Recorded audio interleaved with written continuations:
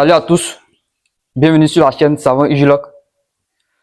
Aujourd'hui, je vous propose un exercice sur observation mécanique. On nous donne is dt qui égale à 3 cosinus 20t moins pi sur 4 avec is qui est en centimètres et t en secondes. Ici, cette forme elle peut s'écrire sur deux formes. La forme avec sinus, mais dans l'exercice, on nous donne avec cosinus, donc c'est identique, c'est pareil. Voici les différentes questions qui nous sont posées. 1. On dit quelle est la valeur de 2 points en 1A. On dit l'amplitude est 0. En 1B, on dit la pulsation propre oméga 0. En 1C, on dit la fréquence propre N0. Et enfin, en 1,2, on dit la période propre T0. Et en 2, on nous dit d'exprimer la vitesse et l'accélération de l'oscillateur. Et en 3, on dit calculer l'amplitude de la vitesse, c'est-à-dire la vitesse maximale. Et également la même question ici. La question 3, elle est divisée en deux parties. Nous avons le calcul de la vitesse maximale et encore le calcul de l'accélération maximale. Donc en 4, on dit calculer la vitesse et l'élongation à t égale à 0, également à t égale à 2. Et enfin la dernière question, on dit calculer l'énergie mécanique avec la masse qu'on nous donne ici qui est égale à 100 grammes. Donc chers apprenants, après la présentation de l'exercice, nous allons passer à la résolution de l'exercice. La première question, on dit quelle est la valeur de l'amplitude I0. L'amplitude I0, pour répondre à cette question, même si nous connaissons la réponse, on n'a pas dit que l'amplitude I0 égale à 3. Non, c'est pas comme cela que ça se passe. Ici, nous allons faire par identification. On va rappeler la formule générale de IST et par identification, nous allons répondre question par question. On sait que is dt égale à l'amplitude maximale, ism qui est l'amplitude maximale. Ici, comme on nous donne avec la forme cosinus, nous allons travailler avec la forme cosinus. Égale, on dit is dt égale à l'amplitude maximale, ism cosinus de oméga 0t plus phi. Phi, c'est la phase à l'origine des dates. Ici, oméga ici, c'est la pulsation propre ici. Et ism ici, on dit, comme on dit la répétition elle est pédagogique, ism ici est l'amplitude maximale. Donc, on va dire que par identification, nous allons répondre à la première question. Non par identification.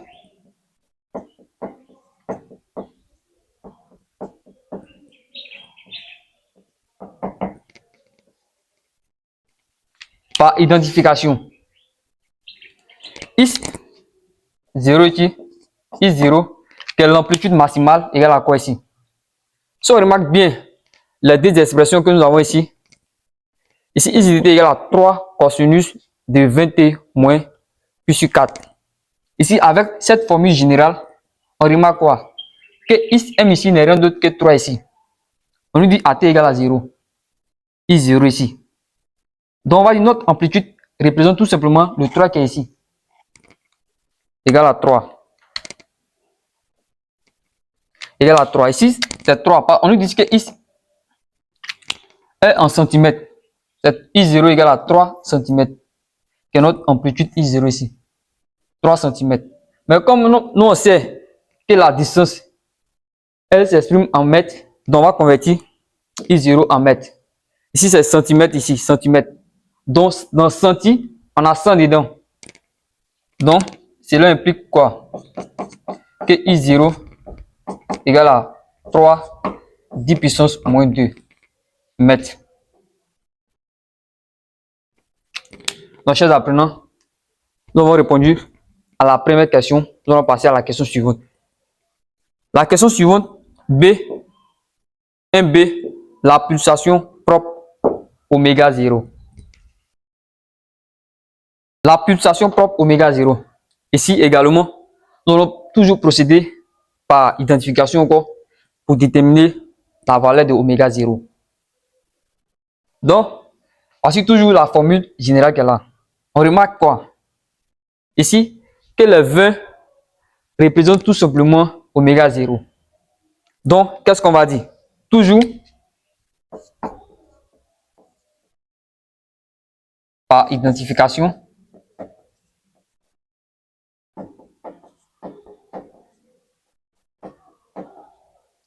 Toujours par identification.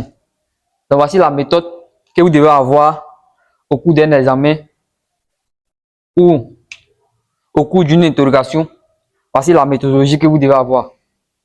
Toujours par identification. Oméga 0 égale à quoi? Oméga 0, on remarque quoi ici? Que oméga 0 ici représente tout simplement le 20. 20. Oh, quelque chose qui est très important. On a 20 multiplié par T ici. On nous dit quoi? Que le T est en quoi? 1 seconde. Or, oméga, tout s'exprime généralement en radian. Donc, comme il est multiplié par T ici, donc on dirait tout simplement que oméga égale à 20 radians par seconde. Tout simplement. Vous voyez? Oméga 0 égale à 20 radians par seconde.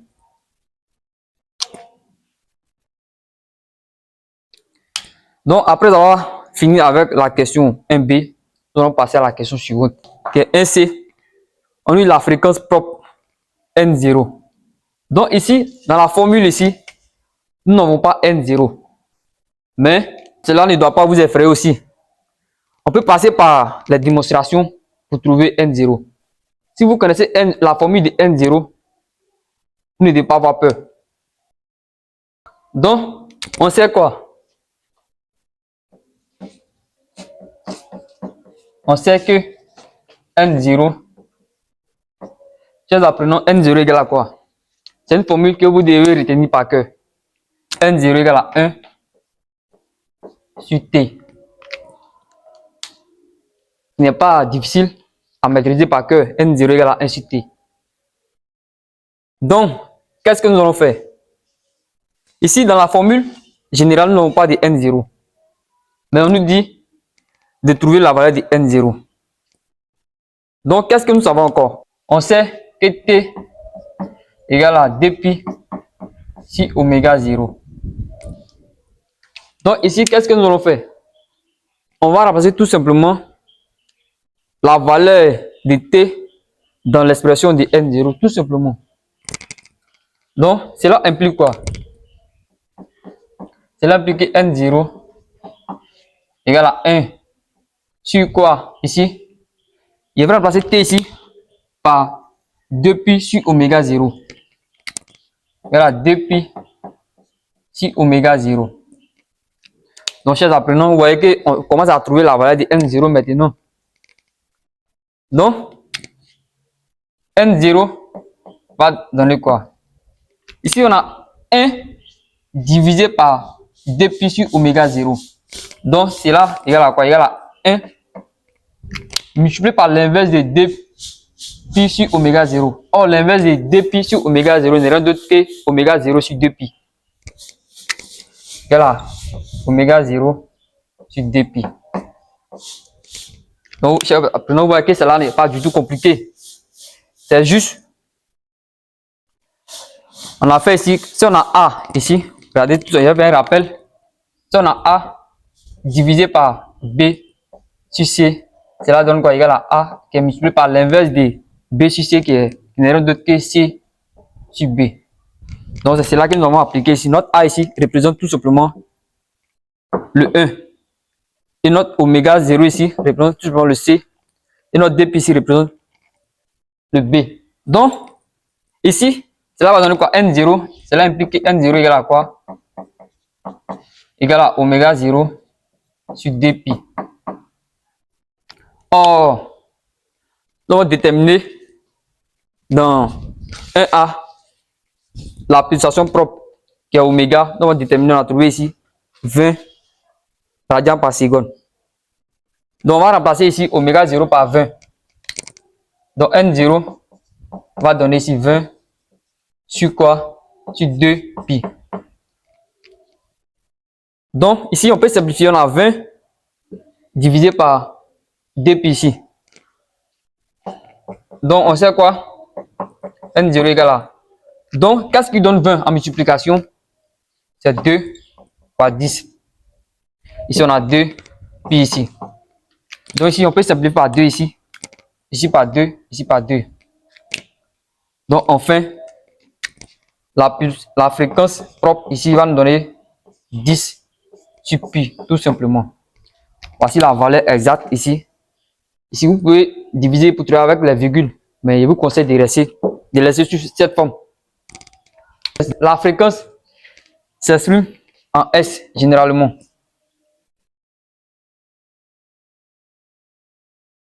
Donc, N0 égale à 10 sur pi S. Donc, après avoir fini avec la question qui était égale à la question 1C, nous allons passer à la dernière question, toujours par identification, la dernière question 1D, la période propre. Si nous trouvons la fréquence, pour trouver la période, cela devient du tout facile. On sait quoi? On sait que la période, c'est l'inverse de la fréquence, ou également la fréquence aussi, c'est l'inverse de la période. Donc, tout simplement, 1. Donc, comme il est dit, comme nous avons déjà la fréquence, pour trouver la période, cela est tout simple. Donc, on sait quoi? On sait que N0 égale à quoi? La fréquence propre. Ici, il va me servir de cette formule pour tirer la période dedans. Égale à 1, N0 égale à 1 sur T. Donc, la fréquence égale à l'inverse de la période. Également, la période aussi égale à l'inverse de la fréquence. Donc, cela implique quoi ici? Je vais tirer la période propre ici. T, ici, c'est T0. Égale à quoi ici? Donc, le N va venir ici et le T va venir de l'autre côté. Égale à 1 sur N0. Tout simplement. Or, nous connaissons aussi la valeur de N0. Donc, cela donne quoi? T0 égale à 1 qui est divisé par 10 sur pi. Car ici, on a trouvé que la fréquence propre égale à 10 sur pi. Donc, cela donne quoi? Ici, c'est comme on a 1 divisé par 10 sur pi. Donc, ça fait 1 multiplié par l'inverse de 10 sur pi. Or, l'inverse de 10 sur pi n'est rien d'autre que pi sur 10. Et la pi sur 10. Donc, on a 1. Or, on sait que 1 est un élément neutre en multiplication. C'est-à-dire ici, on a trouvé ici pi sur 10.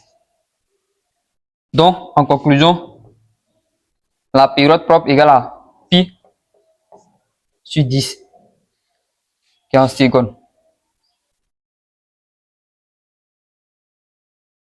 En secondes, tout simplement. Donc, chers apprenants, voilà, c'est juste un exercice pas compliqué. Voilà comment vous devez procéder sur votre feuille de copie. Voici la rédaction que vous devez avoir au cours d'un examen ou au cours d'une interrogation.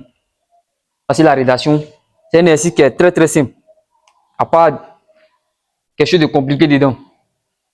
Donc, après avoir fini avec la première question, il peut dire, nous allons passer à la seconde question.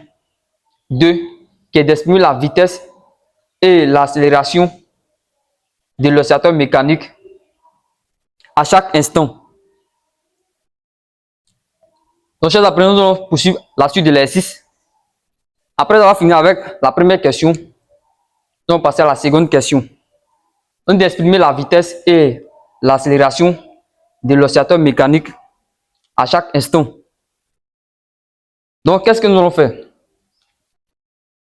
Ici, on dit d'estimer la vitesse et l'accélération de l'oscillateur mécanique à chaque instant. La question 2. Donc, 2. Exprimons la vitesse et l'accélération de l'oscillateur mécanique à chaque instant. Donc, qu'est-ce que nous allons faire? Ici, il n'y a pas fait de rappel ici. Il va aller directement.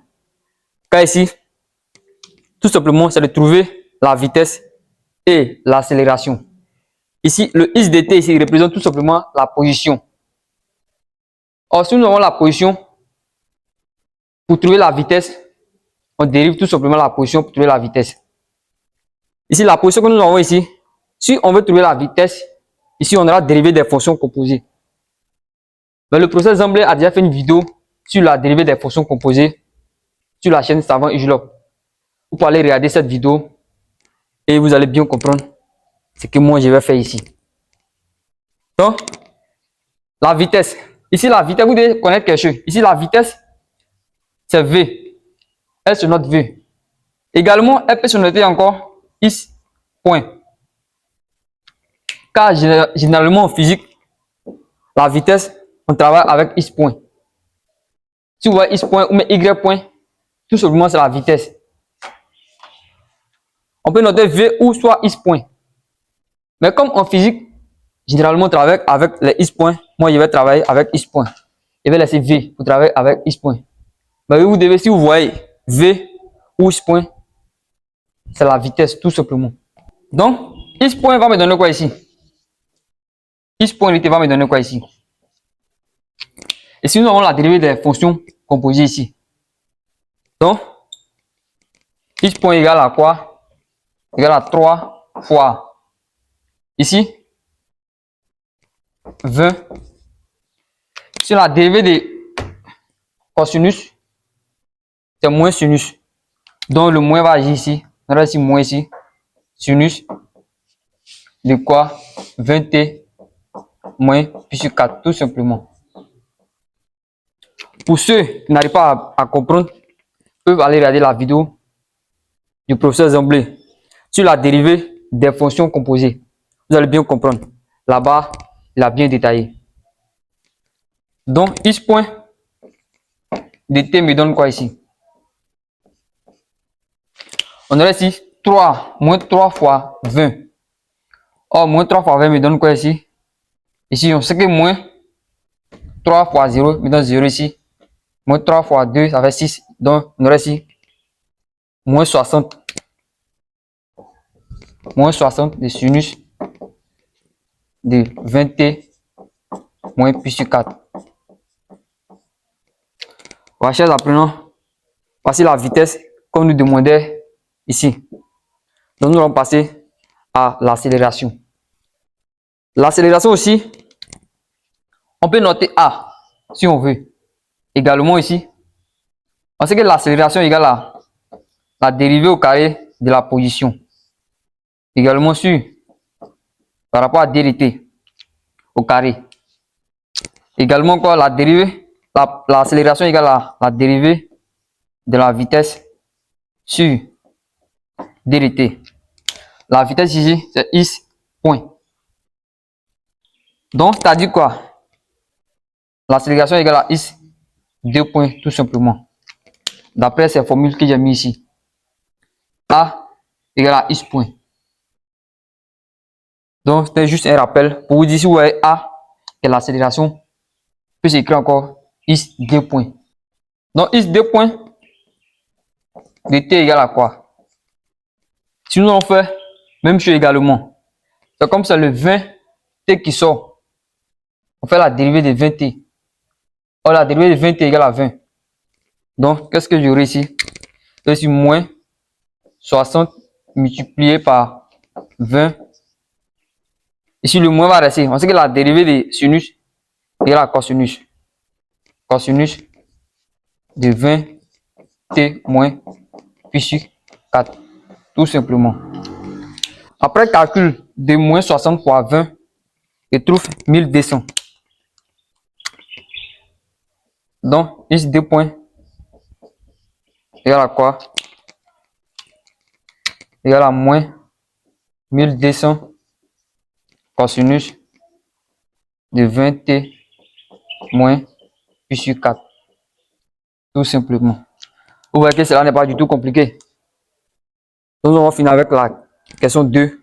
Nous allons passer à la question suivante. Donc, c'est juste les formules que vous devez retenir, les formules. La dérivée des fonctions composées. Il n'est pas venu reprendre encore ce qui a été déjà fait. Le professeur Zambla a déjà fait une vidéo sur la dérivée des fonctions composées. Vous pouvez regarder cette vidéo. Elle va vous aider à bien comprendre ce que moi j'ai fait. Dans la question 3, on décalcule l'amplitude de la vitesse, c'est-à-dire la vitesse maximale et l'accélération maximale. Dans la question 3, on doit calculer la vitesse maximale et l'amplitude maximale. Donc, cela est toujours simple. Donc, qu'est-ce que nous savons ici? Si, ici, avant de répondre à la question, je vais faire juste un rappel pour que vous puissiez maîtriser bien vos cours. Ici, rappel, si vous avez is de t égale à is m cosinus de oméga 0t plus phi. Ici, pour la vitesse, cela donne quoi? Cela donne ici, comme la dérivée de cosinus, c'est quoi? C'est moins sinus, donc il y a un moins qui va agir ici. Il va ici is m oméga 0 sinus de oméga 0t plus phi. Ici, pour l'accélération, ici is 2 points de t qui va me donner quoi? Toujours moins is m oméga 0t carré cosinus de oméga 0t plus phi. Ici, vous devez comprendre, vous devez connaître quelque chose. La vitesse maximale ici n'est rien d'autre ici que ce qu'il y a là. Voici la vitesse maximale. Ici également, voici l'accélération maximale, qui est l'amplitude maximale ici. Voici la vitesse maximale. Voici l'accélération maximale. Donc, ici, après avoir dérivé la position pour trouver la vitesse ici, on nous dit de déterminer la vitesse maximale et l'accélération maximale. Or ici, la vitesse maximale ici n'est rien d'autre que quoi?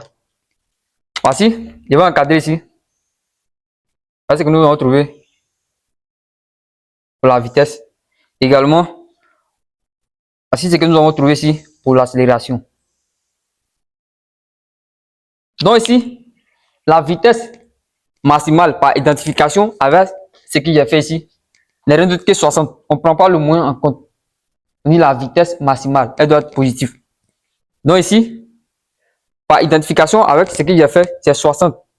Et pour l'accélération maximale ici, c'est 1200. On ne prend pas le moins, 1200. Vous voyez?